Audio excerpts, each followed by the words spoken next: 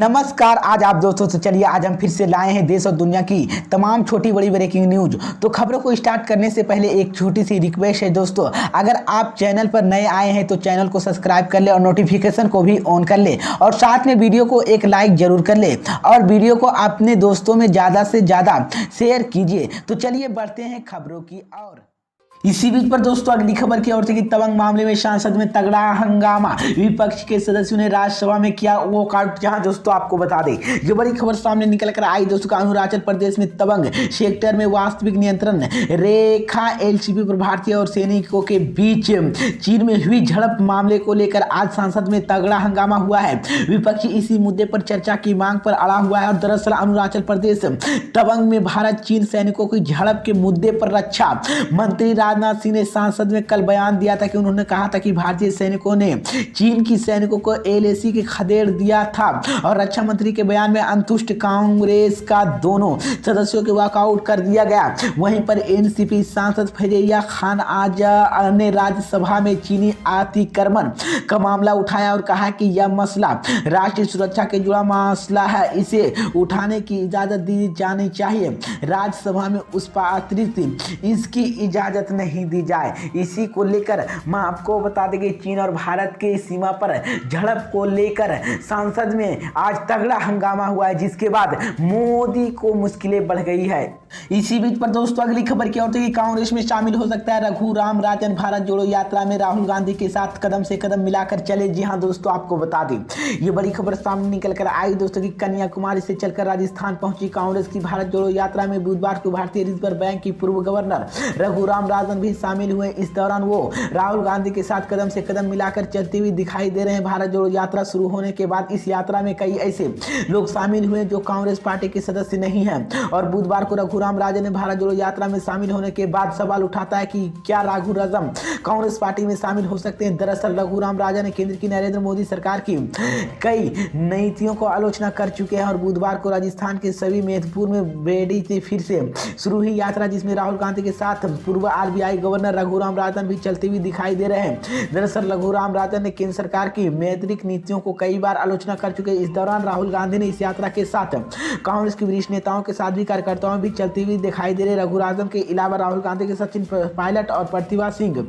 खचीराम भी दिखाई दे रहे हैं। वहीं पर 1963 के मध्य प्रदेश की भोपाल व पद यात्रा रघुराम राजन भारतीय 23वें आरबीआई गवर्नर कर चुके हैं। आरबीआई अपने कार्यालय के दौरान Raghuram Rajan bank of international central के वाइस चेयरमैन भी रह चुके हैं। प्रधानमंत्री मनमोहन सिंह के कार्यालय 2013 में भारतीय रिजर्व बैंक के गवर्नर पद संभाले और राजन ने नरेंद्र मोदी के कार्यालय में 2016 तक भारतीय रिजर्व बैंक के गवर्नर रहे हैं।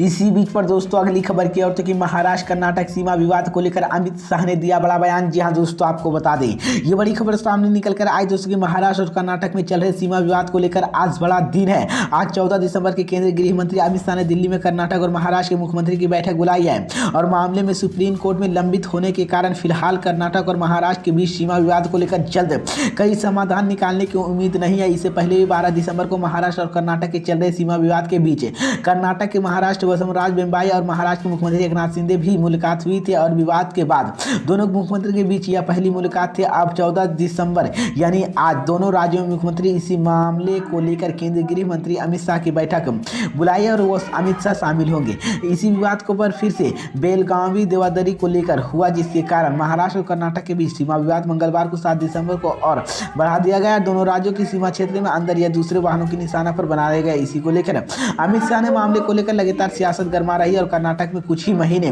विधानसभा चुनाव होने हैं। ऐसे में बीजेपी के लिए बड़ी मुसीबत खड़ी हो सकती है, जिसके बाद मोदी की मुश्किलें बढ़ गई। अमित शाह ने यह बड़ा बयान दे दिया है। इसी बीच पर दोस्तों अगली खबर क्या होती है कि मिशन मेघालय को लेकर ममता बनर्जी ने बीजेपी पर बोला बड़ा हमला। जी हां दोस्तों आपको बता दें ये बड़ी खबर सामने निकल कर आज दोस्तों कि मेघालय में 2023 में होने वाले विधानसभा चुनाव को लेकर पश्चिम बंगाल के सीएम ममता बनर्जी ने तैयारी शुरू कर दी है। उन्होंने राज्य के दौरे पर दौरान बीजेपी पर निशाना साधते हुए कहा कि आओ विकास के साथ पर चलते हैं। पश्चिम बंगाल की मुख्यमंत्री ममता बनर्जी ने शिवलिंग में बीजेपी पर सियासी हमला करते हुए कहा कि जाति और धर्म के आधार पर क्यों बांटा जाए, आइए विकास के पाथ पर साथ चले। और साथ ही उन्होंने आरोप लगाया कि केंद्र की मोदी सरकार की मेघालय और पूर्वोत्तर राज्य की अनदेखी की है। उन्होंने कहा कि पश्चिम बंगाल की सीएम ममता बनर्जी ने वादा किया कि मेघालय में सरकार आने पर प्रत्येक परिवार को महिलाओं को हर महीने तक 1000 रुपये देंगे।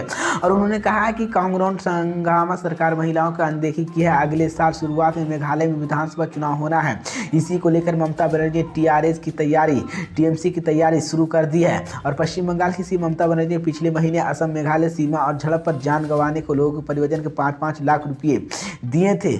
इसी बीच पर दोस्तों अगली खबर की ओर कि कर्नाटक विधानसभा चुनाव में एएमआईएम 15 सीटों पर उतारेगी उम्मीदवार, किया बड़ा ऐलान। जी हां दोस्तों, आपको बता दें ये बड़ी खबर सामने निकल कर आई दोस्तों कि कर्नाटक में अगले साल यानी कि 2023 में होने वाले विधानसभा चुनाव को लेकर अभी से सियासत पारा चढ़ा हुआ है। एएमआईएम के प्रमुख असदुद्दीन ओवैसी ने दिसंबर के आखिर कर्नाटक के हुबली दौर पर कर सकते हैं। एएमआईएम के कर्नाटक उत्तरी हिस्सा में लगभग 13 से 15 सीटों पर चुनाव लड़ने की संभावना है, जो मई की 2023 में पहले होने वाले हैं।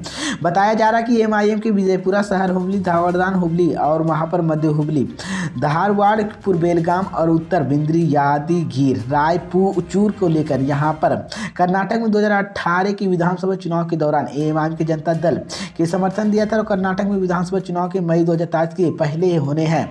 और कर्नाटक कांग्रेस के नेता भी दिल्ली के पार्टी के मुख्यालय के एकत्रित हुए और आगामी चुनाव की राजनीति बनाने के लिए सोमवार को पार्टी के अध्यक्ष मल्लिकार्जुन खड़गे से मुलाकात की। और सभी यहां पर दल अभी भी चुनावी तैयारी में जुट गए हैं। माहौल को देखते हुए असदुद्दीन ओवैसी ने अगले साल होने वाले कर्नाटक विधानसभा चुनाव को लड़ने का मन बना लिया। और ओवैसी का मानना है कि वह यहां पर फायदा मिल सकता है। पार्टी की नज़र राज्य में 6.1 करोड़ मुसलमान यानी कि 12% वोट है।